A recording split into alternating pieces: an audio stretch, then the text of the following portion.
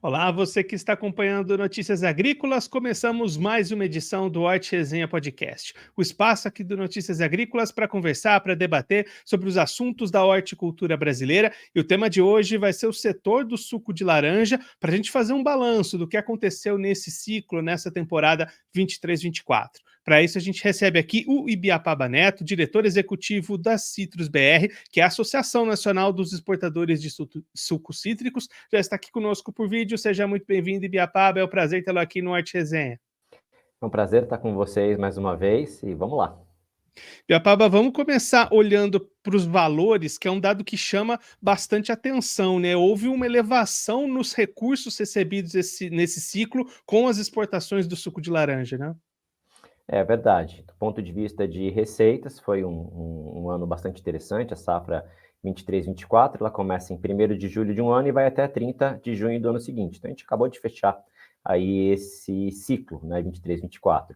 Bem, o que a gente observa? Em termos de exportações de suco de laranja, alcançamos 2,5 bilhões de dólares. E quando a gente soma isso, subprodutos, né, que são outros produtos derivados aí da laranja, como óleos essenciais, polpa cítrica, entre outros, a receita ela chega a 3 bilhões.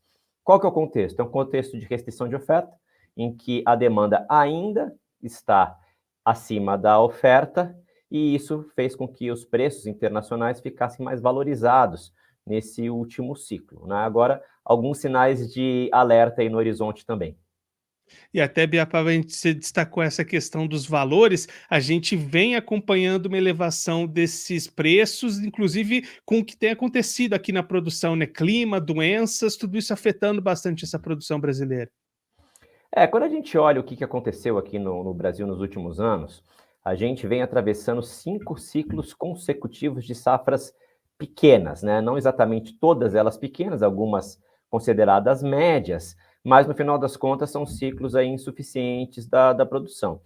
O que é importante a gente destacar? É lógico que o greening ele tem um certo efeito em algumas regiões nessas regiões nas quais a severidade já é um pouco mais elevada, mas no geral, pelos cálculos aí feitos pelo Fundecitrus, o greening ele ainda não foi um fator decisivo nesses últimos ciclos.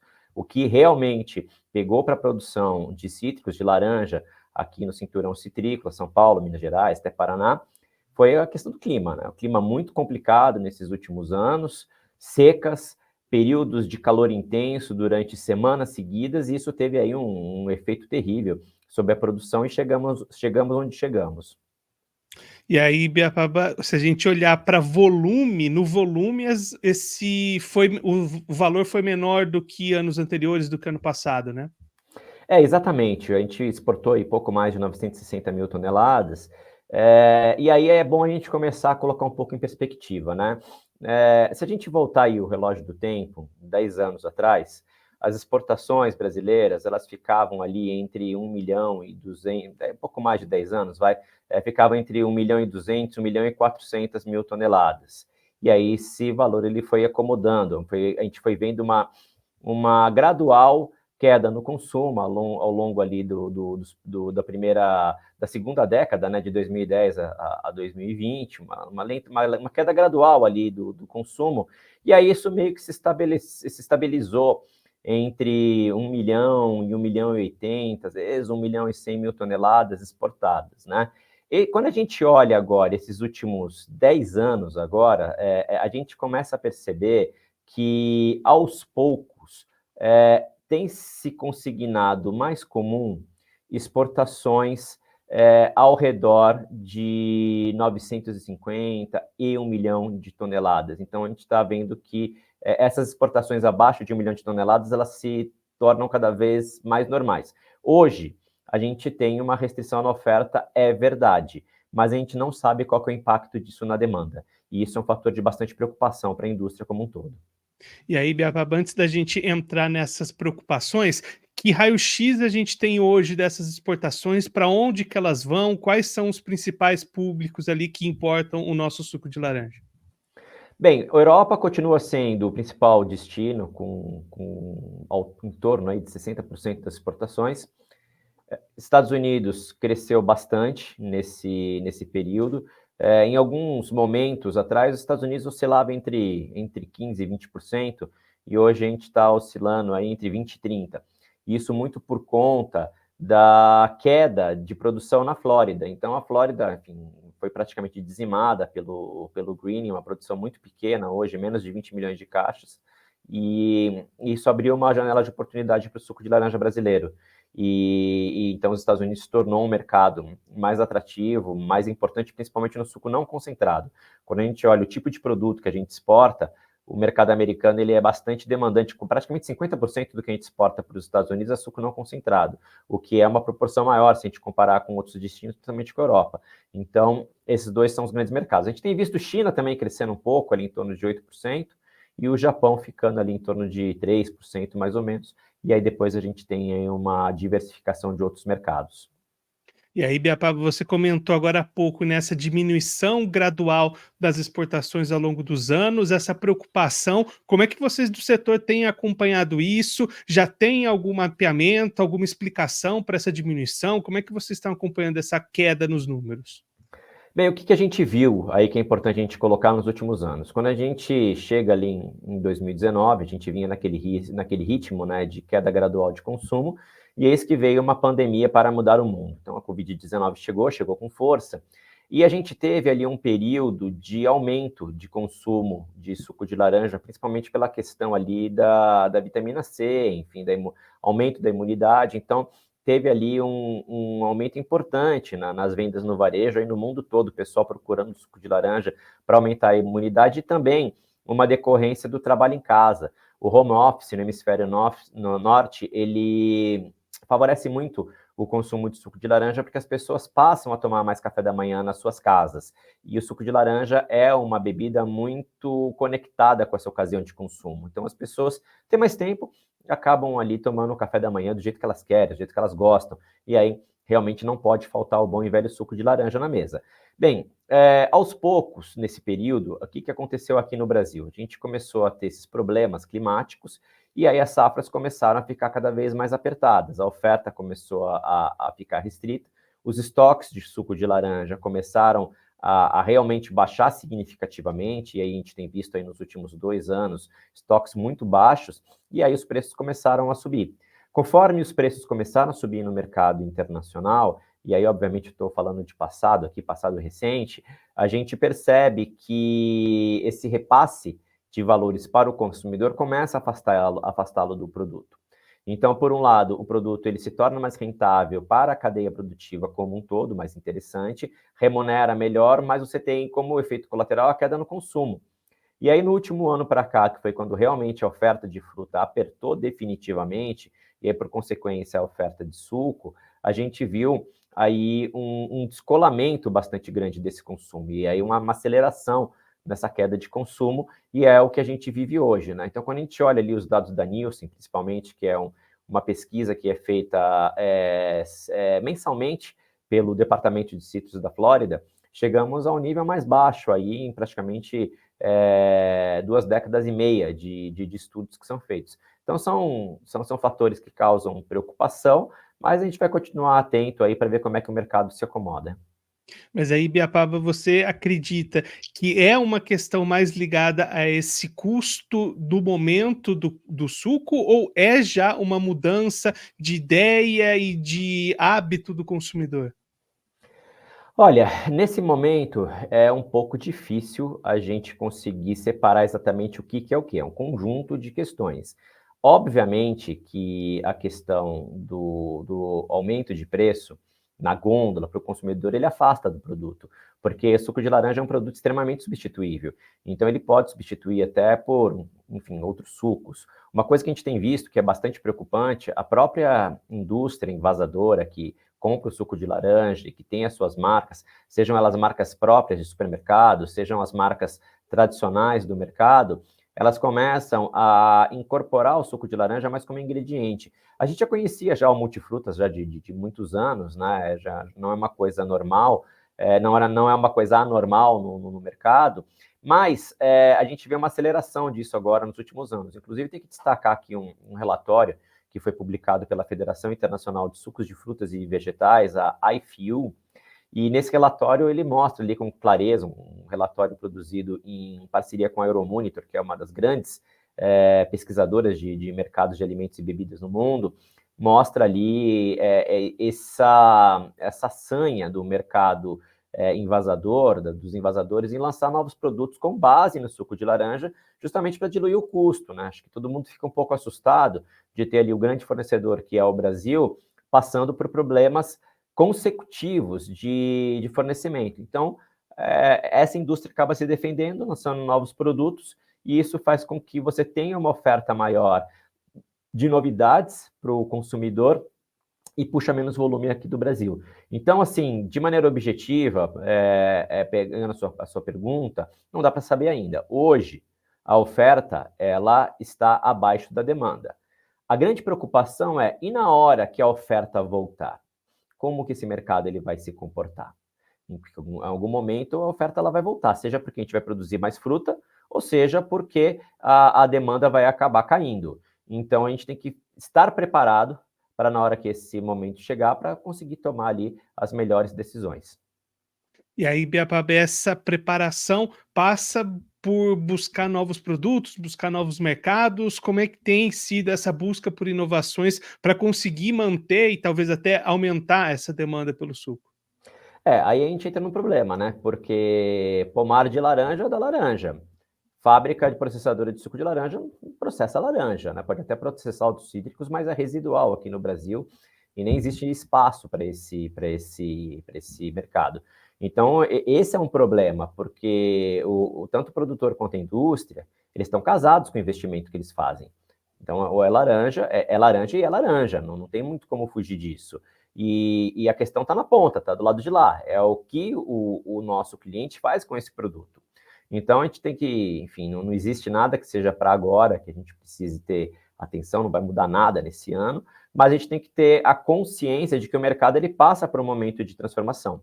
E aí, na hora que esse momento chegar de mudança, a gente tem que tomar as decisões, porque note como isso é complicado. Aí você fala assim, legal, mas por quê? Por que vocês não fazem hoje campanha para aumentar o consumo de suco? Hoje, na situação que a gente está, a gente não está conseguindo nem dar conta direito da demanda que a gente tem, né? Porque a oferta está extremamente restrita.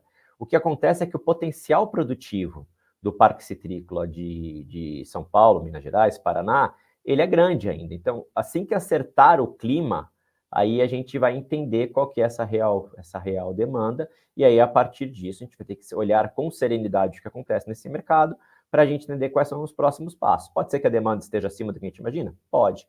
Pode ser que ela esteja abaixo do que a gente imagina? Pode. O fato é que hoje é uma grande incerteza esse futuro e todo mundo tem que ter consciência de que em algum momento o mercado se acomoda. E aí a gente vai precisar ter sabedoria para encontrar os melhores caminhos para toda essa cadeia produtiva.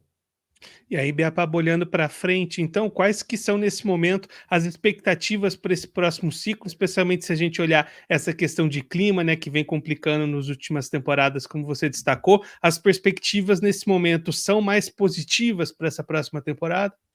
Olha que interessante essa pergunta que você está trazendo. Uma das características da cadeia de suco de laranja é que ela é uma cadeia extremamente longa. Então, as coisas aqui você consegue enxergar no longo prazo, né? Então, olha só que interessante. Nós estamos literalmente começando a safra 25-26. E qual que é o contexto que a gente está na safra 24-25, a gente está começando? A safra 24-25 começou agora, né? Um pouquinho antecipada aí com questões de maturação de fruto, mas ainda dá para dizer que ela está na sua fase inicial. Bem, essa safra, do ponto de vista de produção, ela é um horror, né? Ela é uma safra aí que é a menor oferta em 34 anos, se eu não me engano. Então, é uma oferta de fruta extremamente apertada para o mercado, e ela meio que consolida, né, esse período aí de safras pequenas, safras médias baixas. A safra 24-25 veio realmente para consolidar esse ciclo. A nossa expectativa, acho que de todo mundo, é que a safra 25, 26, que a florada vai começar daqui a pouquinho, enfim, ela seja melhor e ela traga um pouco de respiro para o setor, né? Então, hoje é importante que haja uma safra maior para que a gente possa ter uma quantidade maior de estoques, para que a indústria possa fazer o seu blend da maneira adequada, para que a gente tenha produto para conseguir atravessar a entre-safra sem interromper fornecimento. Então, tem um monte de coisa que precisa ser acertada, que precisa melhorar devido a esses problemas que a gente teve. Então, tem muita coisa para acertar. Agora, a gente depende do clima. Então, assim, a gente vai lembrar que a citricultura, como toda cultura perene, ela, em tese, ela é uma cultura que ela tem o efeito da bianualidade. Um ano, safra um pouco maior, outro ano, safra um pouco menor. E o que a gente tem visto nos últimos anos é safra menor e safra não tão pequena, quer dizer, pequena média. Safra pequena média. E assim a gente tem ido. Então, aquele efeito da bianualidade que trazia um pouco mais de conforto para o fornecimento, enfim, já faz mais de 5 anos que a gente não vê por aqui. Então, a gente espera que o clima ajude e a gente consiga ter um pouquinho mais de respiro na safra 25, 26. Biapaba, para a gente encerrar, diante de tudo isso que a gente conversou, todos esses pontos que a gente comentou aqui, a gente pode considerar este ciclo, esse momento como positivo para o setor, é mais negativo, é mais de atenção? Como é que a gente pode definir o momento aqui para a gente encerrar essa nossa conversa? Olha, como tudo, esse momento ele é uma mistura de um pouco de tudo, né? Se você olhar algumas regiões do estado de São Paulo, tem gente que produz aí acima de 1.000 caixas por hectare, que consegue alcançar índices de produtividade altíssimos. E aí essas pessoas estão se rentabilizando como provavelmente nunca antes a gente viu nesse setor. Outras partes da cadeia têm tido ali problemas de clima, talvez um pouco mais de dificuldade. Agora, no geral, eu acho que para a produção, do ponto de vista aí do que a gente tem visto nos relatórios internacionais, acompanhamento do CPEA, etc., tem sido bastante positivo, né? Agora, a gente tem que ficar esperto aí para o futuro. E aí, com isso, né, cabe aí para o produtor acompanhar os dados, acompanhar as coisas e entender que em algum momento esse mercado ele vai acomodar e que a questão da demanda ela volta a ser um problema aí para todo o setor. Biapaba, muito obrigado pela sua participação, por ajudar a gente a entender todo esse momento, esse cenário do mercado e principalmente essas perspectivas, esses pontos de atenção para o produtor e para o setor daqui para frente. Se você quiser deixar mais algum recado, destacar mais algum ponto para quem está acompanhando a gente, pode ficar à vontade. Olha, super agradeço o espaço, enfim, o veículo de informação de vocês tem aí uma capilaridade muito grande no setor produtivo, então é sempre uma honra falar com vocês aqui. E é isso, vamos acompanhando esse mercado, de olho nos relatórios internacionais, sigam ali a Citrus BR nas redes sociais, a gente tem ali nossas redes ali no Instagram, Facebook, LinkedIn, ali tem um pouquinho de informação sobre tudo que vai acontecendo, acompanhe o site da Citrus BR, acompanha aqui o Notícias Agrícolas, que sempre que possível a gente vai trazer as melhores informações possíveis. Biapaba, mais uma vez, muito obrigado. A gente deixa aqui as portas do Notícias Agrícolas, do Arte Resenha Podcast abertas para você, para todo mundo aí da Citrus BR, sempre voltar a contribuir conosco, com todos os produtores do Brasil. Um abraço, até a próxima. Muito obrigado, até mais. O Ibiapaba Neto, diretor executivo da Citrus BR, a Associação Nacional dos Exportadores de Sucos Cítricos, conversou com a gente para fazer um balanço da temporada que acabou de acabar para o setor de suco de laranja, a temporada 23-24, que teve um desempenho bastante positivo para as exportações do ponto de vista de receita, mas uma queda do ponto de vista de volume. Aí o Ibiapaba explicando todo o cenário, o Brasil vindo de pelo menos 5 safras consecutivas, com problemas de clima, com diminuição na produção e um temor daqui para frente, olhando para o futuro deste mercado, para uma possível queda no consumo, uma possível queda na demanda pelo suco de laranja. O Biapaba até destacando que no momento a oferta ainda é menor do que a demanda, mas é um ponto de atenção para o setor, para o produtor ficar atento e ficar acompanhando essas movimentações e, de repente, traçando e planejando novas estratégias para seguir com o mercado forte daqui para frente. Assim a gente chega ao final de mais um episódio do Horti Resenha Podcast, o espaço aqui do Notícias Agrícolas para conversar, para debater sobre os assuntos da horticultura brasileira. Mas na semana que vem tem episódio novo, toda quinta-feira, 3 horas da tarde, aqui no site do Notícias Agrícolas, tem Horti Resenha Podcast. Vem para resenha!